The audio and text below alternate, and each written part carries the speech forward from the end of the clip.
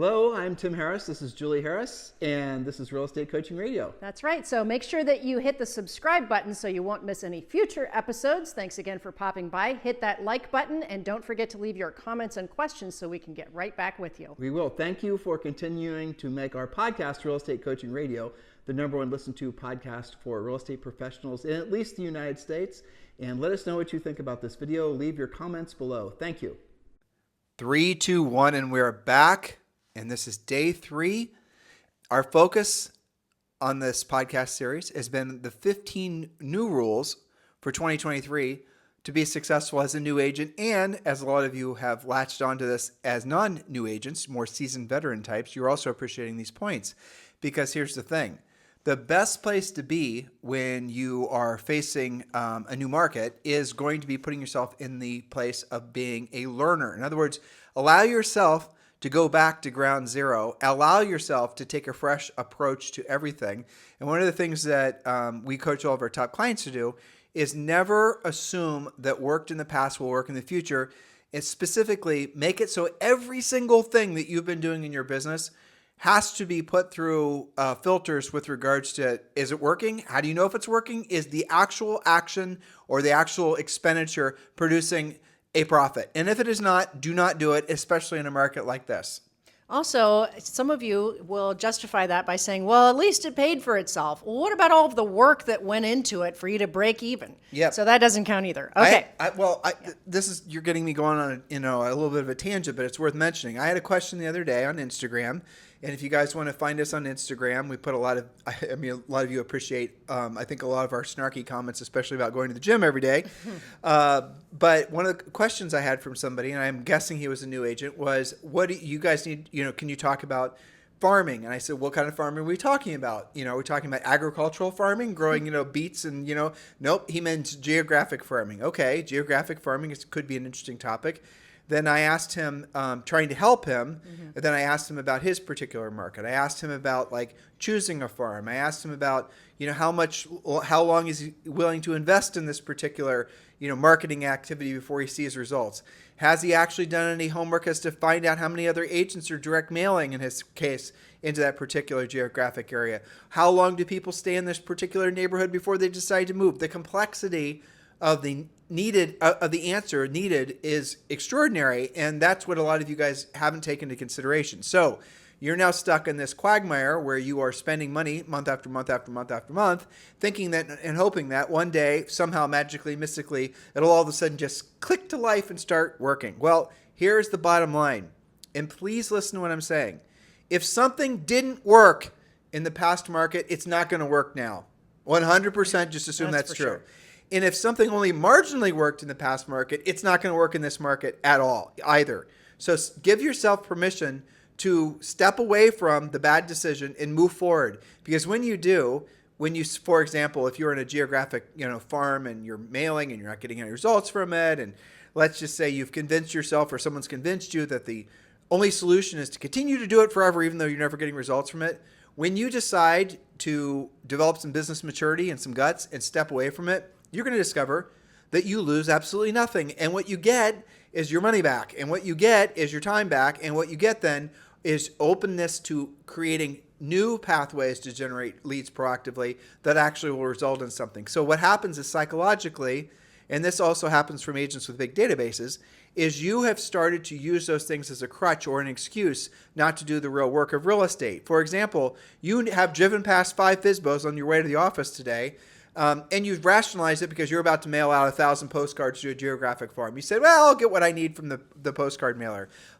And yet, despite the fact that you drove past those 5 FSBOs, all of which were resulted in $20,000 commission checks each, you instead are deciding to, roll the dice on the direct mail farm geographic area. Now, all that said, see how coaching is different than training guys? All that said, the reality of it is that in some areas, in some markets, geographic farming can work really well. And that's a different podcast for a different day. But open your mind to the reality that in this new market, it is going to take a new approach. And what did work in the past market probably isn't going to work in this market. Julie, let's roll into part 3.11. That's right. So create and use your proven pre-listing package and learn how to present your unique sales propositions. Those are called USPs. A USP is what makes you different. You know, the question that you live in fear of. What makes you different than every other agent I'm going to talk to? Your pre-listing package is your silent salesperson. Send it prior to your listing presentation, and it will handle all of the usual objections before you even arrive. I'm going to take care of that. And yes, exactly. We had just a notice that one of our widgets is about to die on battery, and so Julie's going to go find a power cord. And we're not editing this podcast. Proof that we do this podcast live and we do not edit it. All right. So by the way, the pre-listing package is something that is included with Premier Coaching. It is something that's copywritten. It's licensed to those of you who are in Premier Coaching. And the pre-listing pack acts as your silent salesperson. It's something that you always, always, always send after you pre-qualify the seller. Prior to going to the listing appointment. And in most cases, if you follow our listing process, which you learn in Premier Coaching, especially sending the pre-listing pack, it will be a walk-in listing. In other words, the seller will have already decided that provided you show up on time and you don't do something dumb, you're going to get the listing because the pre-listing pack has differentiated you. Julie said USPs. That stands for unique selling proposition. And if you want to join Premier Coaching, which many of you have, thousands of you have, just text the word Premier to 47372. Text the word Premier to 47372. And when you do, you have instant access to Premier Coaching. And you will then learn how to start being a proactive lead generator and run a very profitable real estate business because of this market. Point number 12, focus on being a listing agent. yes, point number 12, focus on being a listing agent. Listings produce leads, but buyers generally don't. Sellers have to sell, but buyers never have to buy. Working with buyers is physical labor. Working with listings is mental labor, meaning that it requires skill. Julie, right there, if that's the only point that we gave these guys in the last 3 days, it is the most important point in my humble opinion. I totally agree. You know, most agents, if we're being honest, only list their easy, repeat, and referral business. And that's okay as a new agent, but learn to win in a competitive listing situation so that you can list homes with people who don't know you. All right, so here's the point. Sellers, there's no such thing as a buyer that has to buy. There's no such thing as a buyer that has to purchase a home. I'm going to say that again because you need to understand it. You are never going to discover a buyer that has to buy a home. Oh, what are you talking about, Tim? 1031 tax exchanges. They can just pay the taxes. Yep. Okay? There's no such thing as a buyer that has to buy. What if my lease is ending? They can go to another property. They can extend the lease.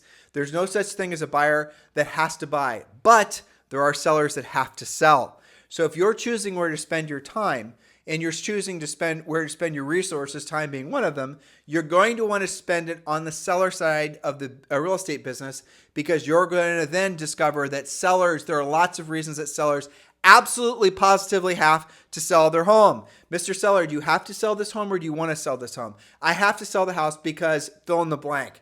There's about really 10, maybe 12 really locked down solid reasons why a seller has to sell. There's no such thing as a buyer that has to buy, but a seller that has to sell because they inherited the property and they're out of state. A seller has to sell because of financial issues. Maybe they lost their job. Maybe there's a legal reason. Maybe they have to move across country because they take a job reload. Maybe they're about to close on a new house and they need the equity from the property. The list goes on and on and on. But you guys want to know why so many of you are frustrated working with buyers? Because the buyers are ebbing and flowing depending on what news cycle is on or, what direction the winds are blowing with interest rates and all the rest of it. Well, even if they qualify at all, right? They might Exactly. be really motivated, but not qualified. Sellers don't actually have to qualify to sell their house. Hopefully you have allowed that information to percolate because you will realize then that if given a choice, which you do have, you should spend all your best energies every single day on being a listing agent. And as Julie just said, when you're a listing agent, generally speaking, by accident, you're going to get more than one transaction from it. You're going to start listing more houses in the neighborhood. And think of all these reasons why, right? You have the seller that needs to buy something. You have maybe your buyer that needs to buy that seller's house. Now you're double ending it. You have the neighbor. You have all these other people. That does not ever happen from the buyer side transaction. What are you saying, Tim? I get referrals from my buyer side transactions. Not like you do when you're a listing agent. That's very true. And this is one of the main things that we work on in coaching is turning you guys not into mistaken listing agents. A mistaken or a lucky listing is a past client that, it went pretty well, so I'm just going to call you when it's time to sell, or I'm going to refer a friend, right? So these are people who you pretty much know that most of the time you guys will take the listings. But the problem with that is you can't tell me who that's going to be. That is not predictable. It is not duplicatable, and it has a finite amount of opportunity for you.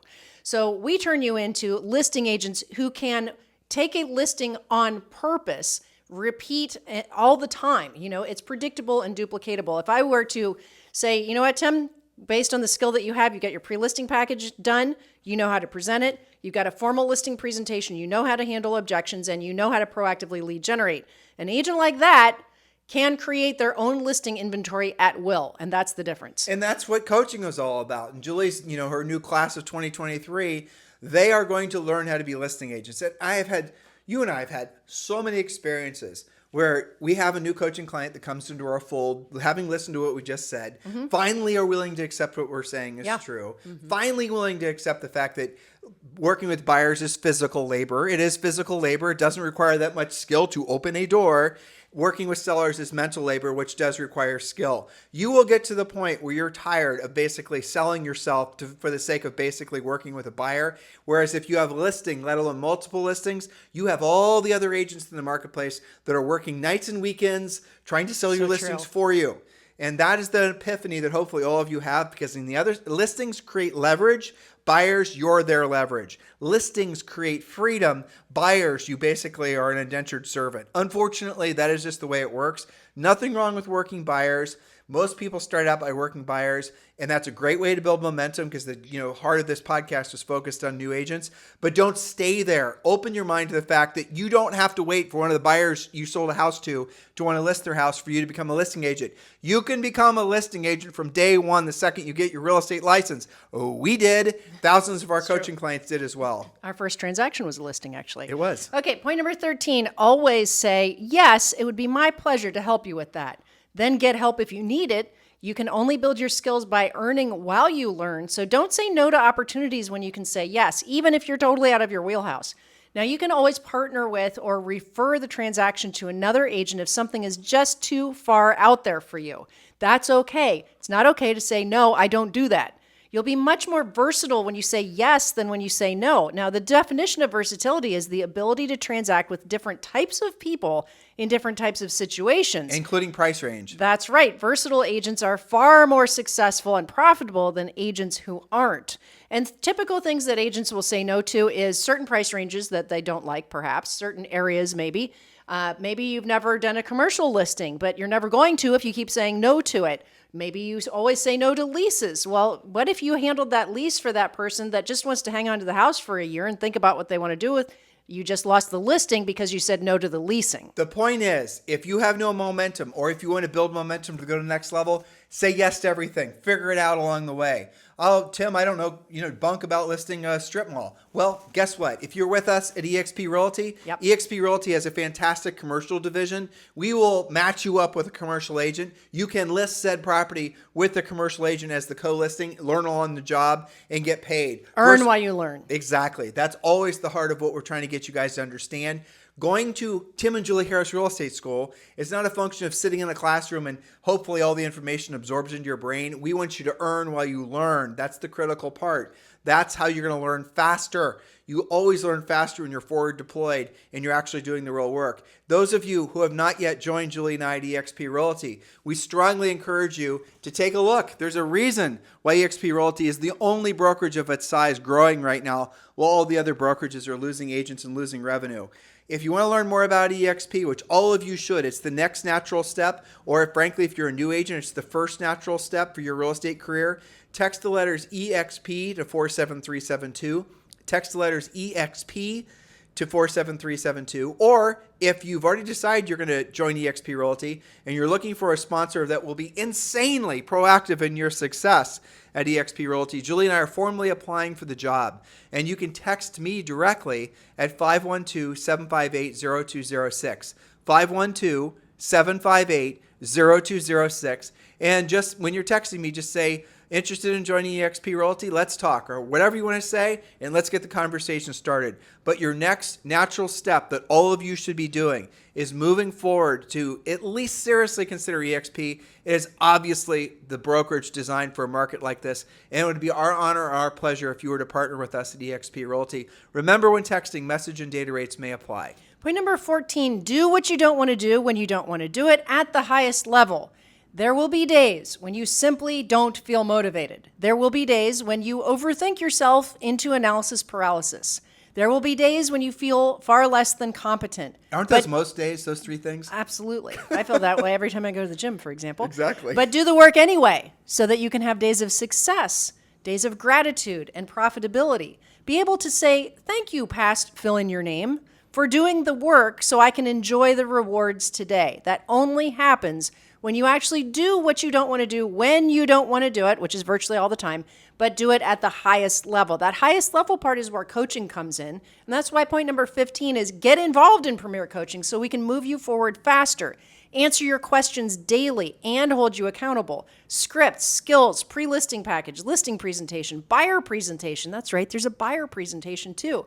And so many other things that will help you build confidence, earn money immediately, and shorten your learning curve. You know, Tim, anybody that's listening that cannot answer the question, are you on track, ahead, or behind, needs to be in coaching. Well, on track with their goals, behind, on track, behind, ahead with their goals. And you don't know that if you've not done the real estate treasure map. And that's the first thing we ask all of you to do, whether you join, one of the private coaching programs or you join Premier Coaching, is you got to get the treasure map done, because that is your fill in the blank business plan. That Gives is you direction. That is what's going to move you forward the quickest. And obviously, thousands of you are joining Premier Coaching every single year, and it's free for the first 30 days. So text the word Premier to 47372. Text the word Premier to 47372, or just go to premiercoaching.com. And both ways, you guys can join our community. So, Julie, that I would say all the skills things and the motivation and the sense of accountability. But the real reason so many people are joining and listening to this podcast is because they want a sense of community. Yes. They want to be around like-minded people who are optimistic about the future because they know they have the ability to learn the skills that this new market demands. That's right. And they're taking control of their future instead of waiting around for the market to shift back to some fantasy land that you guys were living in for quite some many years, right? So I'm going to give you an example of community, of being around people that are like-minded, just as an example. So I've had several long conversations with people in the real estate industry in the past week about AI. And some of these people, none of them were coaching clients. None of them were part of our EXP group. These are just people that messaged me this way or the other. And they're all asking us what we think the effect AI is going to have on the industry. But what they're all implying is that AI is going to replace agents. To which I have to say, that's hilarious. Honestly, it's just absolutely hilarious that AI is somehow magically going to replace real estate agents. It'll never happen. But here's the thing. They're taking this information and their filters are spitting it out that AI is bad. AI is going to put agents out of business. Their thinking is that the future is going to be worse than today. Why are they thinking like that? And are you thinking like that? Not just about AI, but everything in general. Here's a little, and this goes to community. If you believe that tomorrow will not be better than today, this is not being an optimist or a pessimist. This is about knowing history. If you guys compare how fast humans have come, in this past 100 years, let alone 50, healthcare, quality of life, if you believe that things have gotten worse, especially in the United States, you are 100% wrong. Everything has gotten better. I remember when Julie and I were growing up, and many of you will remember this as well, there was real famine happening in Africa and Ethiopia. Yes. There were people starving all over the earth. There was all kinds of real, honest-to-God plagues and diseases. They're all gone. Here's another thing. Have you guys realized, and this is going to sound political, but it's not, we have won the war on terror, right? Is terrorism a real topping point anymore in the United States? Anywhere on the planet Earth? Not really. Okay, we have evolved past that. We've won that war. We're going to win many other challenges that we're facing. Technology and all these other things that are going to be announcing themselves with louder and louder voices in your lives, you have to see them for what they are. It's going to allow you to help more people at a higher level. The AI and all these other widgets and wadgets out there, and we're going to talk about this on the podcast probably on Friday, are incredible. Julie and I have been using AI. Julie didn't use it for these notes, but we've been using AI for all kinds of different writing assignments, all kinds of different research projects. And I am unbelievably excited because what AI is going to allow you to do is spend less time with the things that take an extraordinary amount of time and more time actually right in front of customers. You're going to be able to spend more time being of service directly in front of your potential buyers and sellers than you are trying to figure out some complicated CRM or whatever. AI is going to make it so that you need fewer staff people. AI is going to make it so that the work product that you produce is going to be much higher quality. I'll give you an example. Julie, she writes a lot. And she writes for many different trade publications, real estate trade publications, Florida Association of Realtors, Inman, Housing Wire. I mean, NAR sometimes. Yeah. Okay. So normally she has something she wants to write on. Chances are we've written on it before. So she'll use past notes and she'll bring them up to date. But now what she's doing is she's taking those notes, she's dropping it into Chat GPT, and she's got some of these new extensions. And then she's telling Chat GPT to add in information using, these extensions are now able to pull information from 2000 and it used to be up to 2022. Now we're going forward from that. So yes, I think it's 21. Doesn't Maybe matter. It's 21. So it's current, up to date information. But she's saying add charts, add graphs, Get me add some quotes. statistics. Get me some statistics. And Chat GPT is able to make what she has written, which was great, and making it like 5 times better. In some cases, 10 times better. We wrote, I was sampling different, Chat GPT, these different add-ons, these different extensions, and we were experimenting with it actually earlier today. And I cannot believe how much time Julie and I are not going to have to spend doing the things that, frankly, have been part of our lives forever. That is going to relieve all of you. Okay, I'll give you an example. You're going to have, obviously, one of the first ways it's going to be used is going to be used for scheduling. Okay, big deal. There's lots of schedulers out there, not like what AI is going to be able to do.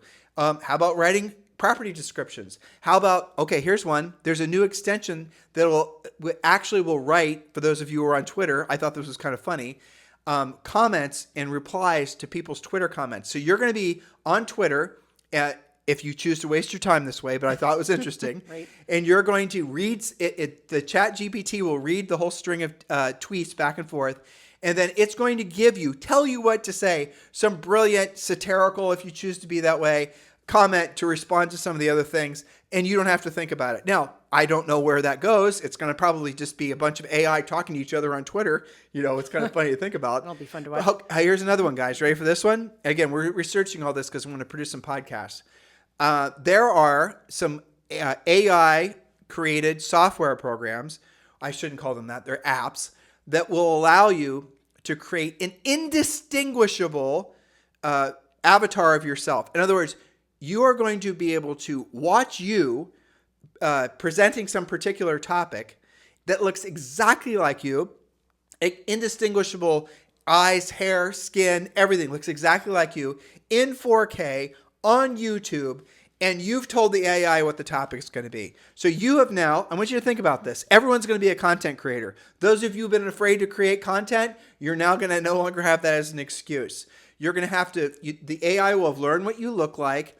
It'll speak like you. It'll speak like you, uses your voice, uses your face, and then you're going to say, I want you to write, 5 points on what effects interest rates have every time they go up 1/8 of a point for people in home price ranges of $500,000 or above, blah, blah, blah, blah, right? And it's going to produce a beautiful outline, a transcript, and then an actual video of you presenting those points. All you had to do was come up with the core content. You guys get it? You imagine doing your listing presentation that way. That's Julie and I's brains are just bouncing all over the place as we think about all the different ways we can help you guys understand how to leverage this technology.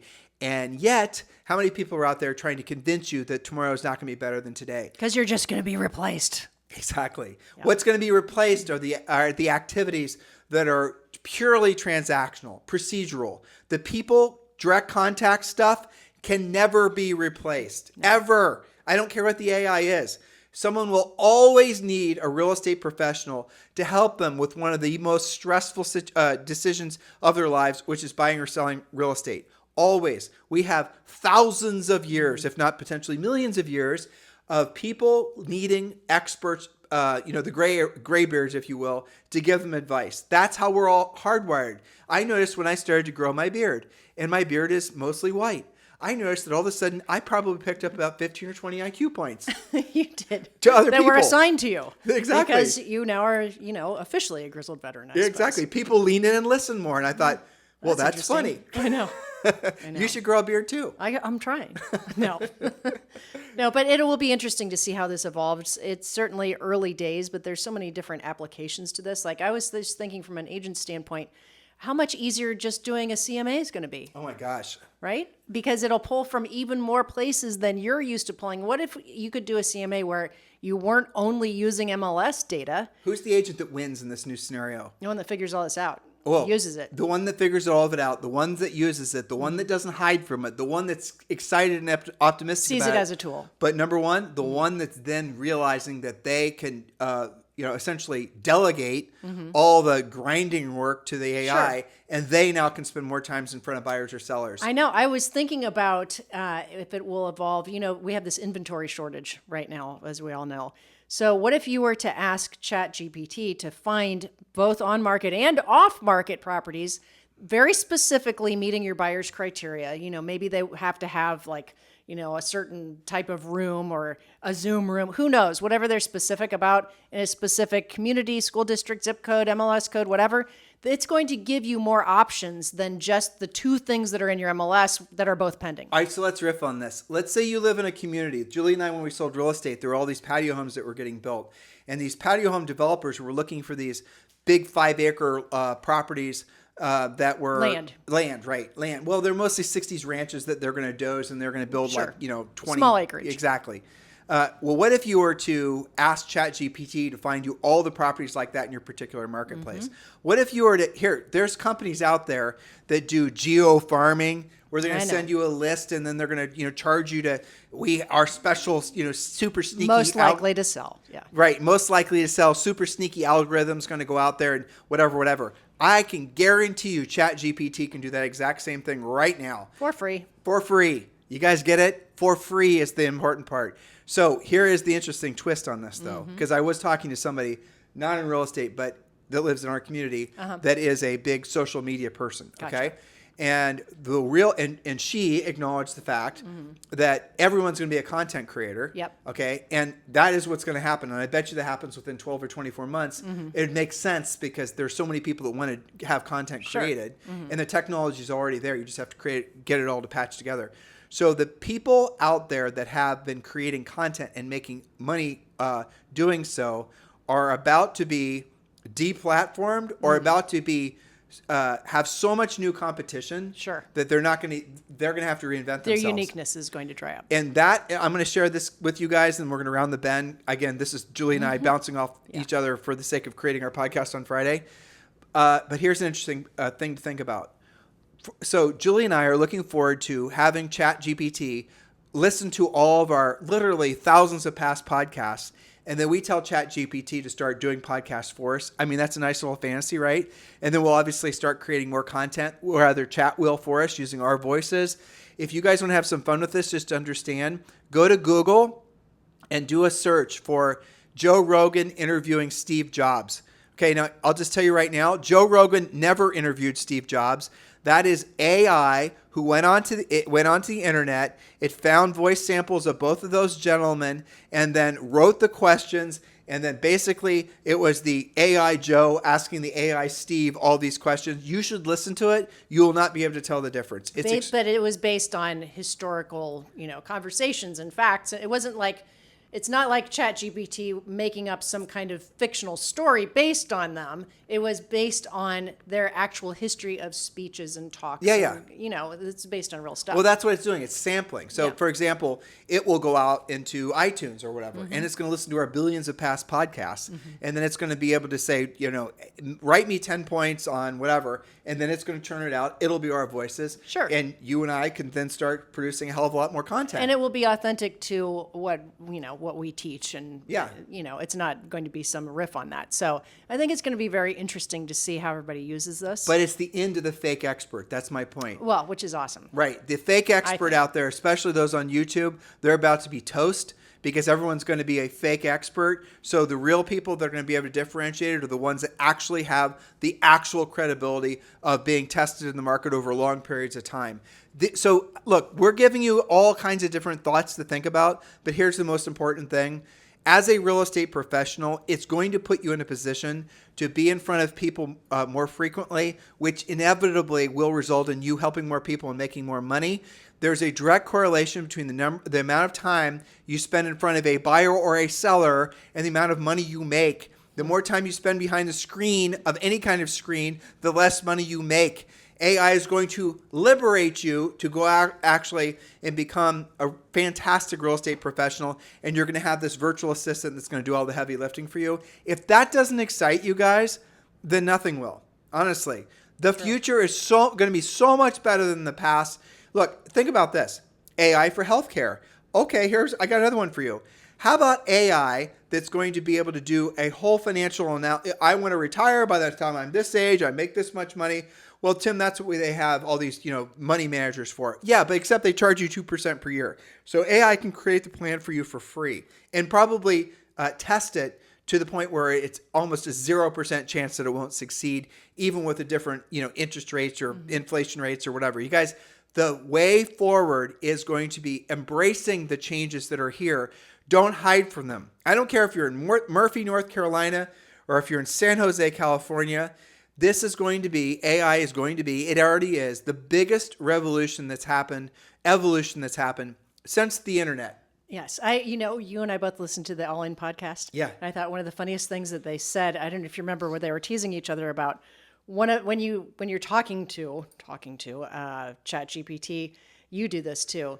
You say, please give me an outline. And I say, thank you. And you say, thank you. And they were teasing him about that. And they said, well, just in case they take over the world, you want to have a good relationship with them. Yeah, 100%. So, which is fun to think about, but you never know. You don't want the AI thinking you're a jackass. No, I mean, that's not going to work. That's bad. You're going to ask it a question. It's going to give you a terrible answer. Yeah, and now your permanent record starts now with it.